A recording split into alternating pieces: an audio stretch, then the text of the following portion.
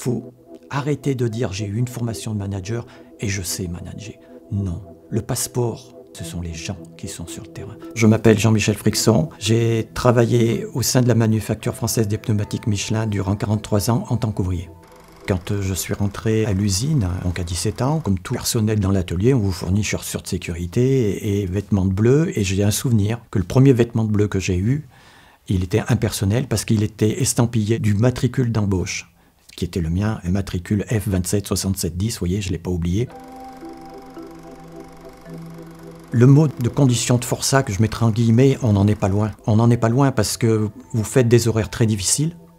Mais en plus, vous êtes à la production. J'ai connu, moi, la production, lorsque j'étais très jeune, qui déterminait votre salaire. Vous n'aviez pas le temps de discuter, et c'est pas exagéré, parce que vous aviez une production quotidienne à faire. Ce qui créait beaucoup de tensions entre les ouvriers et la maîtrise, parce qu'il ne faut pas se leurrer. Une production tous les jours, avec des horaires très difficiles, vous ne pouvez pas la tenir tout le temps. L'univers que j'ai connu dans l'entreprise, c'est qu'il y a en gros deux mondes. Il y a le monde tertiaire, et le monde ouvrier. C'est un œil donc condescendant envers la classe ouvrière, c'est-à-dire quelqu'un qui a un bleu et qui est derrière une machine, c'est quelqu'un qui est sans savoir, qui est juste là pour appuyer sur un bouton et c'est la machine qui fait tout le reste. Et en fait, il y avait une différence sociale qui était étouffante en fait et que je n'ai jamais compris. J'ai le souvenir de petits chefs, qu'on appelait les cheffaillons, qui sous prétexte que c'est eux qui dirigent, se croient tout permis. Et vous dévalorise. Moi, je me rappelle qu'à la fin, maintes fois, je venais la boule au ventre, mais mes collègues aussi. C'est une pression de tous les jours. Et donc, vous rentrez dans un schéma de peur. Donc, c'est pernicieux. Et ça peut faire des dégâts énormes. Michelin en difficulté, on le savait, mais la direction a annoncé une nouvelle coupe sombre dans ses effectifs ce matin. Le numéro 1 mondial du pneu prévoit la suppression de 2950 emplois d'ici à la fin 1994. Il y aura des reclassements au sein de l'entreprise, mais aussi des licenciements secs. Je frappe à la porte du chef de service, il me dit entrer. Laconiquement, il me dit les gens du nettoyage ont un minimum le certificat d'études ou le BEPC.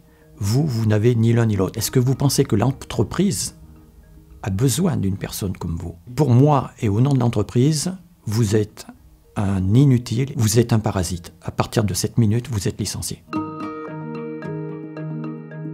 De tuer une deuxième fois une personne, parce que vous tuez une personne, c'est déjà énorme. Et que là, quand vous rajoutez ce mot parasite, ben celui-là, non, ça passe plus. C'est un tsunami là, qui vous tombe sur la tête. Quand je suis rentré à mon domicile, j'aurais pu me faire renverser 20, 30 fois.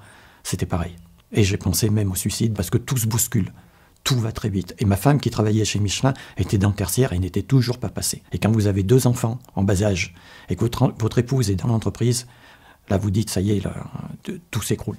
Dans mon malheur, moi j'ai eu du bonheur, puisque j'ai été rattrapé in extremis par le responsable du personnel, mais j'ai une collègue qui n'a pas eu cette chance, puisque elle a été licenciée. Ils sont venus la chercher et dans un grand sac transparent en plastique, lui ont jeté ses effets, l'ont emmené par le bras gauche, par le bras droit, à la sortie de l'usine. C'est terrible parce que les gardes ne lui ont même pas laissé le temps de dire au revoir à ses collègues. Et cette dame, qui était ma collègue, une semaine après, s'est suicidée chez elle, elle s'est pendue chez elle.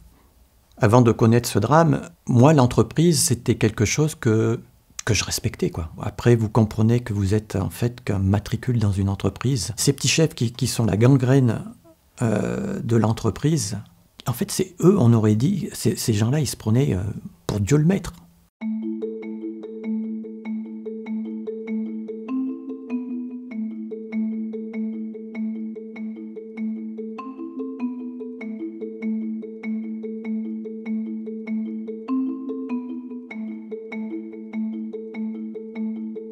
Je suis mort de trac, c'est improbable. Un ouvrier qui donne son assentiment sur sa vision du management. Vous imaginez un peu, c'est la base de la pyramide qui va rejoindre le sommet. Je leur raconte mon histoire et je leur dis, je ne suis pas là pour vous donner des leçons de management, je suis là pour donner un simple avis. Vous qui êtes manager, manageuse, vous faites peut-être, et je vais peut-être vous surprendre, le métier le plus difficile qui soit. Je leur dis, je comprends vos fonctions et j'imagine vos agendas qui doivent être hyper remplis. Mais j'ose vous dire une chose, c'est que vous ne me ferez pas croire que 2 ou 3 fois dans l'année, vous n'avez pas le temps d'aller dans les ateliers. Il n'y a pas meilleur audit que vous sur le terrain.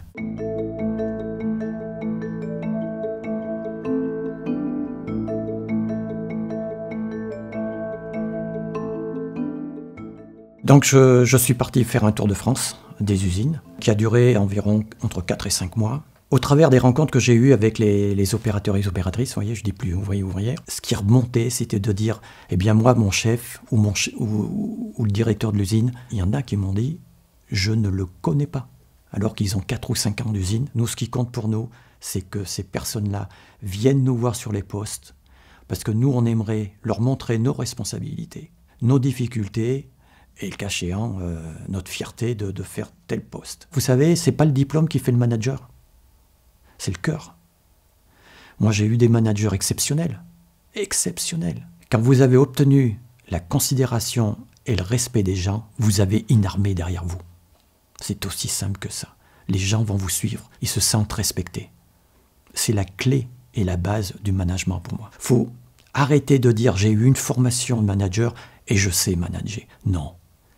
Non. Le passeport, ce sont les gens qui sont sur le terrain. C'est eux qui valideront, qui vous diront « Ouais, t'es un bon manager, on a confiance en toi ». Si j'ai pu en persuader avec mes mots, s'il y a eu 2-3% sur ce lot-là, qui dans le fond de leur tête diront « Ouais, le respect, je vais faire ce qu'il dit, je vais le garder en mémoire », eh ben, c'est le diplôme que j'ai jamais eu et je crois que c'est le plus beau diplôme que je puisse recevoir.